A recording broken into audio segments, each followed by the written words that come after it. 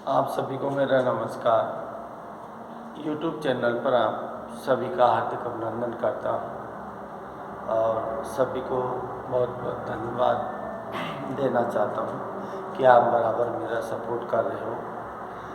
देखिए, आपके और मेरे बीच में जो बात चल रही थी, जो BA फर्स्ट ईयर है, सेकेंड ईयर है, थर्ड ईयर वाले जो बच्चे हैं, उनके लिए ये ज़्यादा उपयोगी है, क्योंकि तीनों की जैसी जैसी क्लास होती है, तीनों की चैप्टर वाइज वीडियो डलती रहती है।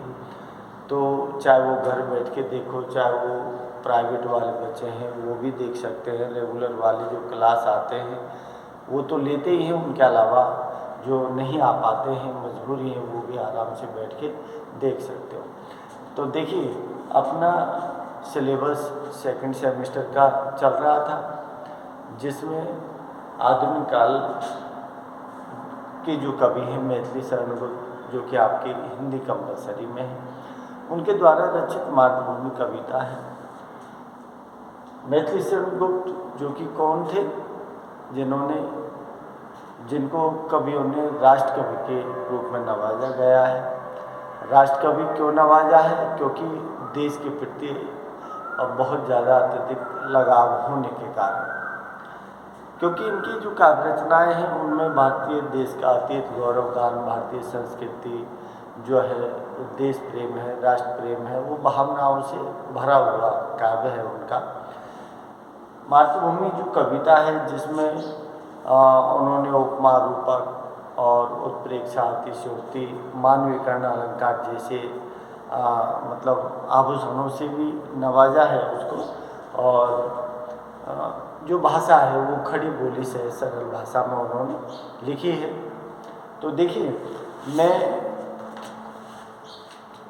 आपको 7 तक करा चुका था पदों को, तो थोड़ा सा पदों की व्याख्या है, आपको कहाँ से आएगी, कैसे आएगी, थोड़ा सा जो व्याख्या है ना वो देख लेना एक बार। देखिए, अगली जो व्याख्या है आपकी, जिसमें दिया है निर्मल तेरा नीर अमृत के सम उत्तम है, शीतल मंद सुगंध पवन हर लेता श्रम है, 6 ऋतुओं का विविध दृश्य युक्त अद्भुत क्रम है, हरियाली का फर्श नहीं मखमल से कम है, शुचि सुधा शीतता रात में तुझ पर चंद्र प्रकाश है, हे मातृभूमि दिन में तरनी करता तम का नाश है। देखिए, इस कविता में मैथिली शरण गुप्त ने जो धरती माता है, जो मातृभूमि के रूप में कविता लिखी है, तो उसको एक देवी का स्वरूप प्रदान किया गया है। देवी जिस तरह से सब कुछ हमको देती है, ठीक उसी तरह से धरती माता भी हमको सब कुछ प्रदान करती है, तो उसके गुणों का बखान इसमें किया गया है। तो देखिए क्या दिया है कि निर्मल तेरा नीर अमृत के समोत्तम। अरे जो धरती माँ पे बहुत सारी नदियाँ, गंगा, यमुना, सरस्वती, भागीरथी, अलकनंदा और बहुत सारी नदियाँ पूरब से पश्चिम, उत्तर से दक्षिण जो चलती रहती हैं, वो मानव जीवन को सींचने का काम करती हैं। तो नदियों का निर्मल का मतलब है पवित्र, शुद्ध, कि निर्मल तेरा जो साफ है, कि निर्मल तेरा नीम अमृत। अरे तेरे द्वारा जो धरती पर बहने वाली जो नदियाँ हैं, तेरे द्वारा जो दिया हुआ पानी है ना, वो क्या है? अमृत के समान है, जो सभी को प्रदान करती है। शीतल मंद सुगंध पवन हर लेता, और फिर उसके बाद पृथ्वी पर क्या चलती है? शीतल मंद सुगंध पवन चलती है, जो सारी थकान को श्रम हर लेता, सारी थकान को दूर कर देती है। 6 ऋतुओं का विविध दृश्य, और 6 ऋतु जैसे अपन सुना है कि भाई ऋतु तो कई होती हैं 3, जैसे अपन मोटे तौर पर कहते हैं सर्दी, गर्मी, बरसात, लेकिन उनके अलावा 3 और कर दी हैं, तो 2-2 महीने की कर दी हैं, और जिसमें 6 ऋतु वर्णन चलता है। नायक नायिका के विरह वियोग में 12 मास 6 ऋतु वर्णन होता है, लेकिन यहाँ कोई नायक नायिका का विरह वियोग नहीं है, 6 ऋतु का वर्णन है, जिसमें हेमंत, शिशिर है और बसंत है, 3 ये हैं। तो 6 ऋतु का विविध दृश्य अद्भुत। अरे जो धरती माँ है ना, इसके ऊपर जो ऋतुओं का क्रम है वो बहुत अद्भुत है, जिसमें 6 ऋतु हैं जो 2-2 महीने के बाद परिवर्तन से आती रहती हैं। हरियाली का फर्श नहीं मखमल से, और जो धरती माँ के ऊपर जो सस्य श्यामल जो हरियाली की चादर है ना, वो किसी मखमल से कम नहीं है। इसका मतलब है कि रूप सौंदर्य जो है भरा पड़ा है हमारी पृथ्वी पर, कि शुद्ध सुधा सींचता रात में तुझ पर चंद्र प्रकाश। और इस धरती माँ को क्या करता है, शुचि सुधा, शुचि माने पवित्र, सुधा माने अमृत, सींचता रात में। कौन सींचता है, अरे जो चंद्रमा है ना, बताया जाता है कि रात में चंद्रमा से क्या है, अमृत बरसता है, तो पृथ्वी को सींचने का काम करता है। तो शुद्ध सुधा सींचता रात में तुझ पर चंद्र प्रकाश। अरे चंद्रमा की किरणों से पड़ने वाला जो प्रकाश है ना, वो अमृत के समान, मतलब अमृत की जो किरणें हैं और किरणों के माध्यम से अमृत बरसाने का काम करती है। इसका मतलब है कि पृथ्वी को संजीवनी का काम करती है। हे मातृभूमि दिन में तरण करता तम का नाश। और दिन में क्या है, तरणी, तरणी में सूर्य, कि सूर्य जो है ना, वो जो पृथ्वी का अंधकार है वो सारे अंधकार का नाश कर देता है। इस तरह से उन्होंने तो थोड़ा सा समझ लो ध्यान से, क्या दिया है कि सुरभि सुंदर सुख सुमन तुझ पर खिलते हैं, भात भात के सरस दोपम फल मिलते हैं। ओज दिया है प्राप्त एक से एक निराली, खाने शोभित कहीं धातुवर रत्नों वाली। जो आवश्यक होते हमें मिलते सभी पदार्थ, हे मातृभूमि वसता धरा तेरे नाम यथार्थ। अरे जैसा अपन कहते कि जैसा नाम वैसा गुण, तो धरती माँ का नाम जैसा है वैसे ही उसके अंदर गुण है, क्योंकि सब कुछ प्रदान करने वाली होती है हमको। तो क्या दिया है, सुरभित सुंदर सुखद सुमन तुझ पर खिलते। अरे अनेक प्रकार की खुशबू देने वाले, सुंदर सुख देने वाले सुमन फूल है ना, वो तेरे ऊपर खिलते हैं, जो बड़े अच्छे लगते हैं। भात भात के सरस धूपम, और भात भात की प्रकृति जो है, भात भात के जो पेड़ हैं ना, उनमें अनेक तरह के फल जो है ना, वो भी खिलते हैं। फल आते हैं और उन फलों से क्या है, मानव का जीवन चलता है। औष दिया है प्राप्त एक से एक निराली। और ये धरती माँ का जो खजाना है ना, इसमें अनेक तरह की औषधियाँ, एक से बढ़कर एक औषधियाँ हैं जो भरी पड़ी है। आयुर्वेदिक का जो विकास हुआ है, तो जड़ी बूटियों जो हैं जितनी भी हैं, वो धरती माँ की गोद में समाई हुई हैं सारी औषधियाँ, जो एक से बढ़कर एक निराली है। खाने शोभित कहाँ धातुवर रत्नों वाली। और इस धरती माँ के गर्भ के अंदर ही क्या है, खाने शोभित। खाने का मतलब है जो खनन का काम है, जिसमें अनेक प्रकार के धातु, सोना चांदी हीरे जवाहरात जो है रत्न, सारे के सारे इस पृथ्वी के अंदर निकलते हैं। जो आवश्यक होते हमें मिलते सभी पदार्थ। अरे जो हमारी आवश्यकताओं की पूर्ति करने वाले जो पदार्थ है ना, वो सारे के सारे इस पृथ्वी से हमको प्राप्त हो जाते हैं। तो सब कुछ देने वाली है धरती माता, इसीलिए हम उसके गुणों को नहीं भूल सकते। कि हे मातृभूमि वसुधा धरा, हे मातृभूमि, इसीलिए तेरा नाम क्या धरा है, वसुधा। वसुधा मीन्स पृथ्वी, पृथ्वी मीन्स धरती माता। अरे जैसे माँ जन्म देती है, लेकिन जन्म देने के बाद माँ, धरती माँ है ना, वो उसका पेट का पालन पोषण करती है।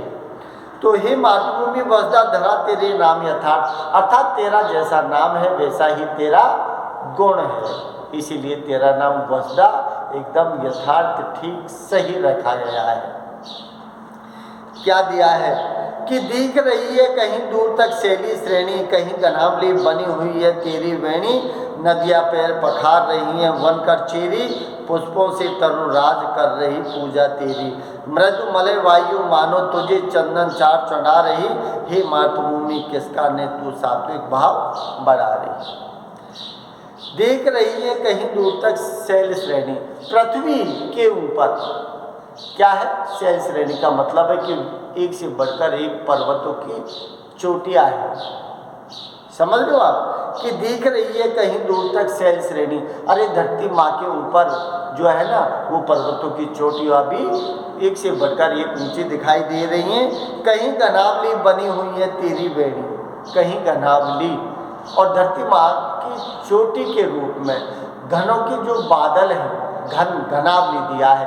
घनावली का मतलब है काले बादल जो घने घने हैं ना, वो ऐसे लगते हैं जैसे क्या हो, पृथ्वी माँ की चोटी के रूप में दिखाए हों। नदियाँ पैर पखार रही बनकर चेरी, और नदियाँ जो है वो तेरी दासी बनकर तेरे पैरों को पखारने का काम कर रही हैं। पुष्पों से तरुराज कर रही पूजा तेरी, और जो तरुराज है, जो बड़े बड़े पेड़, राजाओं के पेड़ों के जो राजा है ना, वो तरुराज क्या कर रहे हैं, अनेक प्रकार के पुष्पों से तेरे चरणों में पूजा कर रहे हैं। इसका मतलब है कि धरती माँ के चरणों में पुष्प चढ़ा रहे हैं। मृदु मलय वायु मानो तुझे चंदन, और मृदु माने कोमल, मलय माने मलयाचल पर्वत से चलने वाली जो वायु है ना, मानो, जनु जानो मानो जहाँ आता है वहाँ उत्प्रेक्षा अलंकार है। तो आ गया मानो तुझे चंदन चारु चढ़ा रही। ऐसा लगता है जैसे मलयाचल पर्वत से चलने वाली जो कोमल वायु है ना, वो तेरे ऊपर चंदन चढ़ाने का काम कर रही हो। हे मातृभूमि किसका ने तू सात्विक भाव बढ़ा रही। इसका मतलब है कि जो अपनी संतान है मानव, उस मानव के अंदर तू सात्विक भाव बढ़ाने का काम कर रही है, और उनके अंदर क्या है, प्रेम की भावना भी तेरे प्रति झलक रही है। क्या दिया है आगे कि क्षमामयी तू दयामयी क्षेममयी है, सुधामयी वात्सल्यमयी तू प्रेममयी है, वैभवशालिनी विश्वपालिनी दुखहत्री है, हे शरणदायिनी देवी तू करती सबका त्राण है, हे मातृभूमि संतान हम तू जननी तू प्राण है। क्षमामयी, इसका मतलब है कि कोई गलती होती है तो माँ अपने बेटा बेटी को क्षमा करती है, तो मानवता को धरती माँ भी क्षमा करती है। मानव कितना अत्याचार करता है, फिर भी वो सहर्ष अपने शरण में रखती है। तो क्षमामयी है, तू दया करने वाली है, क्षयामयी है, क्षमामयी तू, दयामयी तू, कि तू क्षमा और दया करने वाली है। क्षेममयी, क्षेममयी का मतलब है कल्याण करने वाली है। सुधामयी, सुधामयी का मतलब है अमृत जैसी है, तेरे अंदर का प्रेम अमृत जैसा है। वात्सल्यमयी, और वात्सल्य जो प्रेम होता है, संतान विषय जो प्रेम होता है ना, वो भी तेरे अंदर भरा पड़ा है। तू प्रेममयी, और तेरे अंदर करना प्रेम दया का सागर उमड़ता रहता है। इसका मतलब है कि मातृभूमि जो देवी स्वरूप है ना, वो सभी गुणों से संपन्न है। वैभवशालिनी विश्वपालिनी, वैभव, अरे वैभव, अरे वैभव पूरे संसार में तेरा वैभव है, तेरा नाम है। क्या दिया है, विश्वपालिनी, और पूरे संसार का तू क्या करती है, पालन करती है, विश्वपालिनी है तू, इसीलिए तेरा संसार में वैभव फैला हुआ है। दुखहत्री, और जो मानवता के रूप में जो तेरी संतान है ना, उसका तू क्या करती है, दुख का हरण करती है। हे शरणदायिनी देवी, कि हे देवी हम सब तेरी शरण में हैं, शरण देने वाली है, तू करती सबका त्राण, और तू तेरी शरण में लेकर सबकी रक्षा करती है। त्राण, त्राण का मतलब है रक्षा करना। हे मातृभूमि संतान हम तू जननी तू प्राण, हे मातृभूमि, हे मातृभूमि हम तेरी संतान है, तू हमारी जननी है, और तू ही हमारा प्राण है। क्योंकि माँ का प्राण बच्चों में है, और बच्चों का लगाव माँ से है, तो एक दूसरे से अलग नहीं है। अब देखिए, अब माँ के द्वारा किए हुए उपकार हैं, उनके विषय में दिया है कि आते ही उपकार याद है माता तेरे। अरे माँ के द्वारा किए हुए उपकार है ना, वो जीवन भर याद आते हैं, चाहे हम बात माने या नहीं माने, लेकिन माता पिताओं की बात मानना जरूरी है।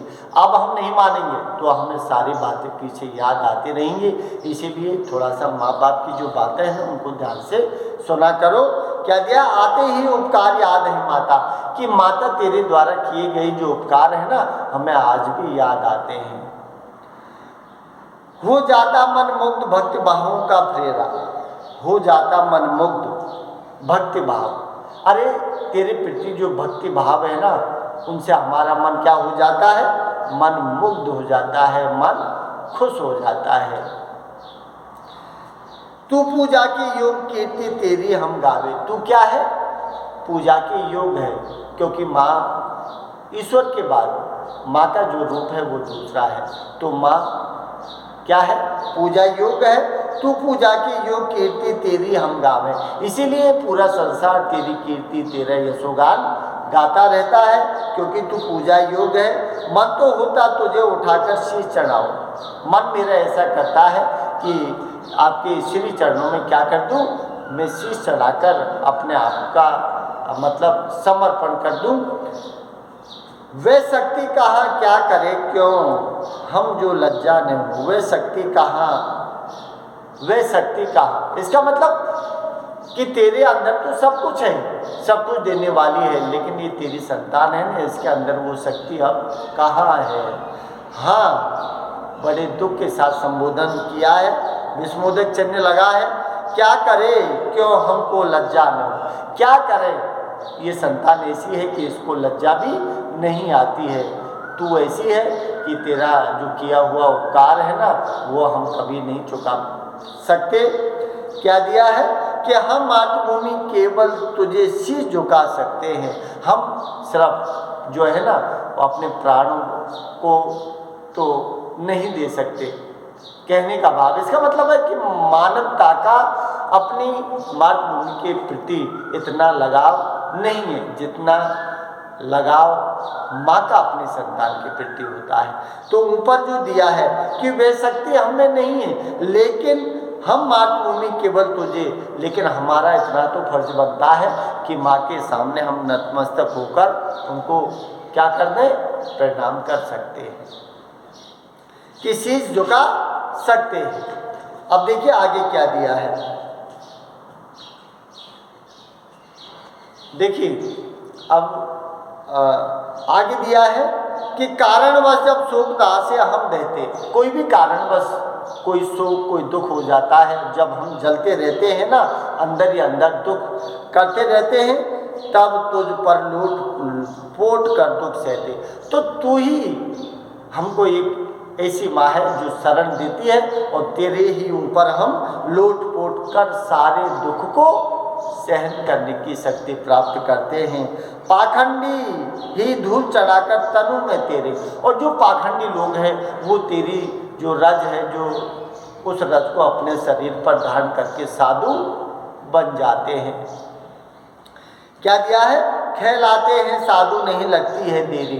अरे जो पाखंडी लोग हैं ना, वो भी तेरे रज को अपने शरीर पर डालते ही साधु का रूप धारण कर लेते हैं। और क्या दिया है, साधु नहीं लगती देरी, कोई भी देर नहीं लगती है, और वो अपना बाना बदल लेते हैं, तेरे नाम पर कमा के खाते हैं।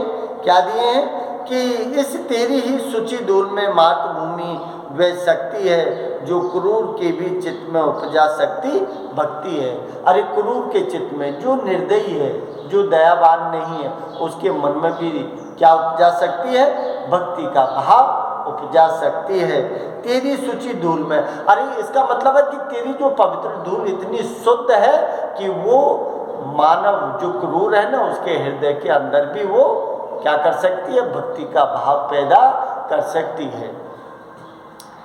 क्या दिया है, कोई व्यक्ति विशेष नहीं तेरा अपना। अरे पूरा संसार है, जैसे माँ बाप का जितने भी संसार है सब समान होती है, भेदभाव नहीं होता, उसी तरह से धरती माँ भी पूरे संसार वासियों को समान रूप से प्रेम भाव करती है।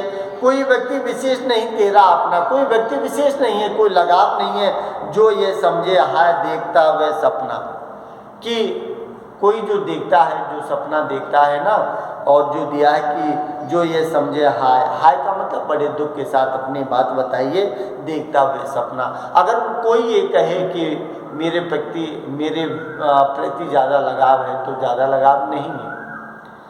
क्या दिया है, तुझको सारे जीव एक से प्यारे। अरे तुझको सारे जीव, चाहे कोई भी रूप हो, सारे जीव तुझे एक समान प्यारे हैं, तेरे हैं। कर्मों के फल मात्र यहाँ न्यारे, लेकिन हर व्यक्ति का कर्म जो है वो अलग अलग है, जैसा कर्म करेगा उसको वैसा ही फल प्राप्त होगा उसमें तेरा कोई दोष नहीं है। तेरा काम है जन्म देना, पेट पालन करना।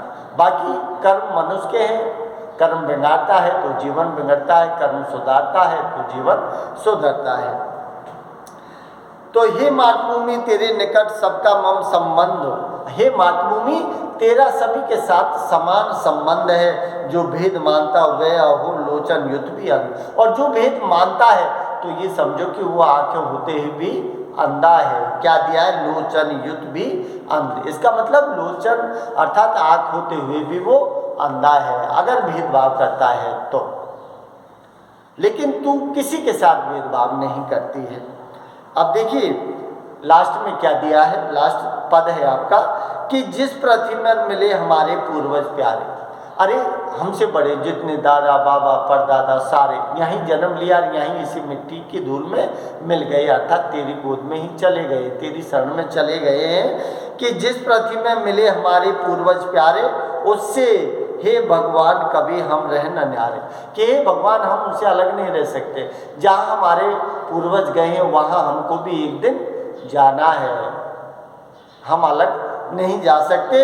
लौट लौट कर वही हृदय को शांत करेंगे, और इस मिट्टी में लौट लौट कर हमेशा जो है हमारे पूर्वजों का जो हृदय शांत हुए ना, इसका मतलब है मौत जो हुई है हम भी वहीं मौत होने के बाद उसी मिट्टी धूल जो है माँ की गोद में ही चले जाएंगे।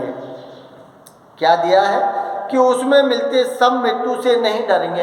अरे उस मृत्यु होते समय हम किसी तरह के डर भय जो है ना उससे नहीं डरेंगे कि मृत्यु क्यों हो रही है। अरे हमारे बड़े पूर्वजों की मृत्यु हुई है, वो लोग भी इसी में मिट्टी में मिले हैं, तो हमें फिर कहाँ दिक्कत है, हमें भी वहीं जाना है।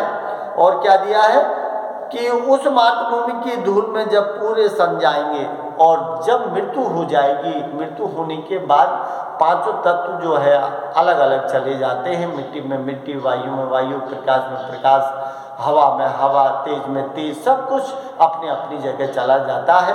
तो फिर उस मातृभूमि की धूल में जब पूरे, इसका मतलब है कि मिट्टी में मिट्टी हमारी मिल जाएगी, होकर बहु बंधन मुक्त हम आत्म रूप बन जाएंगे।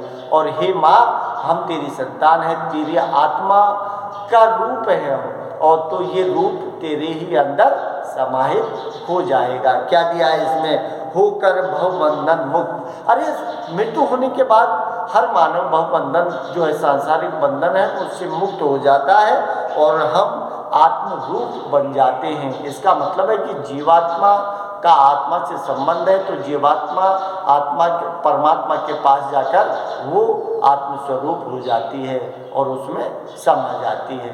तो इस तरह से मातृभूमि जो कविता है ना मृत्यु शरण गुप्त की, वो उन्होंने देवी स्वरूप जो मानव के हर आवश्यकता जो है उसको पूर्ति करती है, जीवन भर उनको शरण देती है, जीवन भर उनका पालन करती है, तो सब कुछ प्रदान करने वाली है।